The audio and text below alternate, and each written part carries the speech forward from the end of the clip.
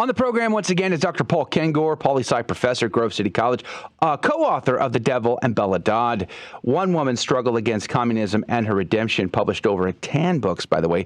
We had some really good conversation on that this year. And I got to say, Merry Christmas and good morning to you, Dr. Kengor. You are on my top 10, at least top 10. I would say top 5 guests for 2022 of the show. I just always enjoy the conversation. So thank you for your time today. Well, thank you very much. Right now, I'm coming to you live from the Kengor family basement, so I don't wake up any of the kids or the guests here on Christmas week. So excuse the decor in the background. I like the dartboard. It's a nice touch. You had the dartboard or the water tanks or the broken basketball hoop on the wall. Praise be to God. I went with the kids' artwork. Well, I love it. Thank you again for your time today. I want to talk about communist subversion of Christmas.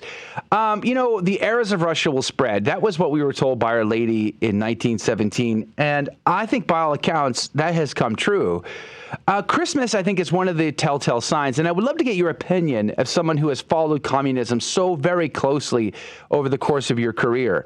I mean, if I go outside my office here into the hall, I will hear Christmas music being blared, and yeah, every once in a while we'll get something like a Silent Night. That's true, but we often get, we are expecting a White Christmas. We get sort of banal, nondescript, wintry wonderland type of music. We get Santa Claus. We get holiday. We get not Christmas. We get people who aren't even Christians celebrating the season. It seems strange to me how we have, as a Christian people, embraced what I would say and argue is a communist subversion of Christmas. What say you, Dr. Paul Kengor? Well, it's definitely a subversion of some type. I just did a piece for the American Spectator where I'm the editor, and it's called Christmas in a Better America. And I contrasted there, Joe, Pride Month in June with what happens every December. Yeah, I mean, you have all of corporate America touting rainbow flags and slogans. I mean, the NFL did this absurd "football is gay" campaign that they were doing back in June. Even NASCAR has been bullied and blackmailed to the point where NASCAR has a gay pride rainbow logo.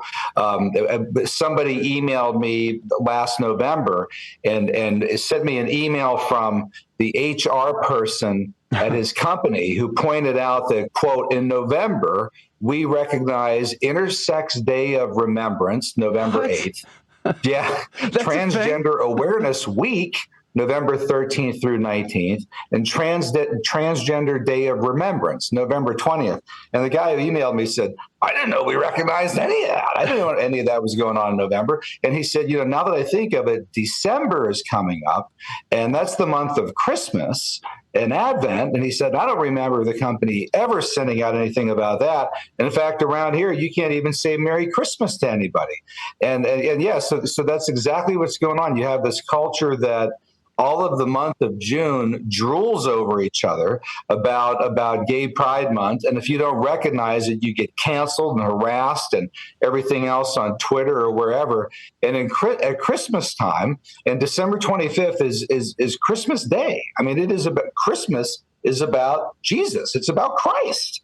Christmas means Christ. That's what we're celebrating in the month of Christmas, and you can't even say that. We have in my native city of Pittsburgh the famous Horns department store tree, which used to be called the Horns tree. They call it the Unity tree, Joe. The Unity tree, and they started that, I think, almost 20 years ago. You give them maybe a couple more Christmases, they'll probably start calling it the Rainbow Tree before it's all over. Yikes. So yeah, this is a cultural revolution and subversion of some type. I don't know that I could blame it on communism, but it's definitely on some secular left-wing forces, for lack of a better description.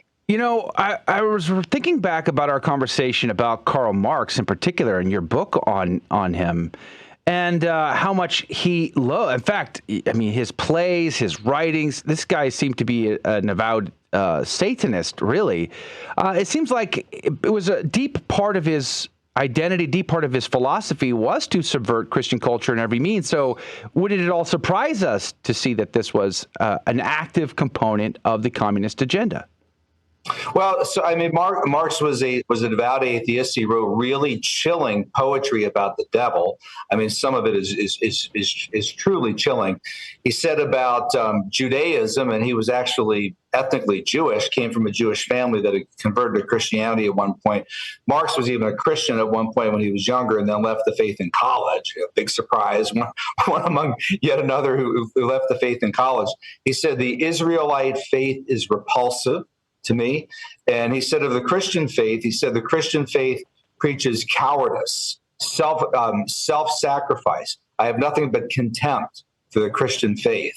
So he was battling against religion. He was battling against what he called moral absolutes. The Communist Manifesto, the abolition of the family, they wrote, exclamation mark, even the most radical flare-up of this infamous proposal of the communists. So, yeah, a lot of this subversion of religion, I mean, a lot of it goes back to communists. They were probably attacking it more aggressively and more openly than really anybody else in the entire Western world from about the time of the Communist Manifesto, 1848, through the Bolshevik Revolution in 1917. So they definitely inflicted a lot of damage. And in America, a lot of the kind of general, radical, secular leftist forces were just a few decades behind them. I love movies in particular. And so we talked several times before December the 25th about the greatest Christmas films of all time. And I looked up several lists. You know, films like It's a Wonderful Life are on there, Miracle on 34th Street, The Shop Around the Corner. And I believe The Shop Around the Corner and It's a Wonderful Life are really meant to go together. You have Jimmy Stewart go, before the war, and then Jimmy Stewart after the war. And there's so many themes there. And yet when we watch The Shop Around the Corner, and when you watch it, it's a good film. It's got a terrible ending, but nonetheless, it's a good film. But the elements of Christmas are not only minute, they're not at all related to the birth of, there's no real mention or emphasis on the birth of Christ. And I bring this up to say, we're talking 1930s, 1940s culture was already sort of watering everything down and not really focusing on what the reason for the season is. It seems like this has been a pot that's boiling for some time. Yeah, in fact, as much as I look back nostalgically at when I was a kid in the 1970s, right, where I mentioned this in my American Spectator piece, Christmas in a Better America. I mean, from about Thanksgiving through December 25th and probably the rest of the month of December, you would have Christmas specials on every single channel every night. There was Bing Crosby's Christmas. There was Bob Hope's Christmas. Dean Martin, Frank Sinatra, the Carpenters, the Brady Bunch. Everybody did these shows, and most of them. Most of them did have Silent Night, and they were already getting a kind of secular White Christmas and other songs like that. But also, Joe, if you look back at some of the shows we watch, is claymation the right term? Yeah. Rudolph the Red-Nosed Reindeer, the Santa Claus Is Coming to Town, that was done by, I think, narrated by Fred Astaire. Yeah. What was the other one? Frosty the Snowman, which was done by what about I think the Yeti Jimmy Monster? Durante. Yeah, the Yeti narrated that. You remember the Yeti Monster? Yeah, right. Yeah, that's exactly. And those were already very secular and not Christian at all. But still, I would add, even then, they didn't hesitate to say Merry Christmas in those shows. So we've really gone far from even that with where we are now in the 2020s. Dr. Kengor, the one thing that I found interesting was, MSN was reporting about, and they were kind of reporting this almost as a good thing, which is surprising to me. They talk about how the people saying Merry Christmas, nobody really cares anymore. Only just above 30% say that they prefer Merry Christmas. And the vast majority say they don't care, or they prefer happy holidays or season's greetings. And people like to say, oh, well, there is no war on Christmas. But this whole idea of pushing Hanukkah, which Hanukkah is not one of the major holidays for the Jewish people. It's a very minor holiday, which has fairly recently been celebrated, and which honestly really should be a Catholic holiday. And if you ask me, because of the Maccabees, and that's a Catholic scripture. But then also the creation of Kwanzaa, which is a completely fictional holiday, and trying to push these happy holiday seasons greetings as if there's these others equivalent holidays going on at the same time as Christmas. What do you think about this, what people call a fake war on Christmas, and Dr. Kengor? Yeah, well, it's interesting, Adrian, that they would push something like Kwanzaa while trying to silence something like Christmas, right? A good friend of mine who you guys know probably is Michael Medved, and Michael Medved is Jewish, and he always makes a explicit point of saying to me, "Merry Christmas," and I'll say to him, "Thank you, Happy Hanukkah," right? So we say these things to one another, but I would point out, and Michael points out too. He said, "Look, it's Christmas season, and if you're a Christian person." And it's Christmas season for you. He said, I want to say Merry Christmas to you. He said, I'm not offended to do that. I have no problem doing that. And likewise with me, if he's a Jewish person and it's the time of Hanukkah. So it's something that we shouldn't be afraid to say. MSN, I'm not surprised over there that's probably the belief that they came up with, or at least that they convinced themselves of.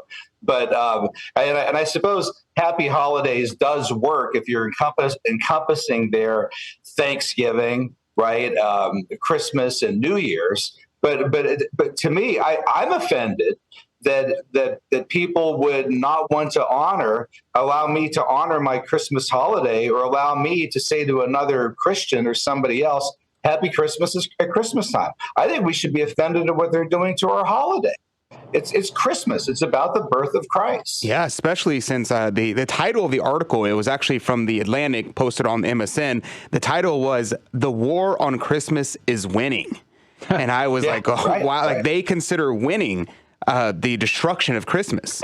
And so I just like that. How much more explicit can they be? Yeah. Victory, right? Yeah, we've done it, right? The war on Christmas, we've done it. And all these years, too, they kind of make fun of people who think that there is a war on Christmas. I saw Saturday Night Live skit a few years ago where they were making fun of the people on Fox News for complaining about the war on Christmas trees. Mocking it, like, oh, yeah, look at these people. I think there's a war on Christmas trees. Oh, they think there's a war on Christmas. Oh, yeah. Well, and there is a war on Christmas. Of course there is. And then something like that comes out, a headline like that. Yeah, there is a war on Christmas. And guess what? We're winning, right? The war on Christmas is winning. Yeah, no kidding. We've noticed that for 20, 30, 40 years now. Amen. Dr. Paul Kengor, God bless you. God love you. Merry Christmas to you. Thank you for your time today. Merry Christmas, Joe. Thanks. All right, praise be to Jesus. Hey, we're going to go to break. When we come back, we have more breaking news and stories. Plus, we're going to talk about that war on Christmas in the UK with Dr. Gavin Ashton. It's coming up next.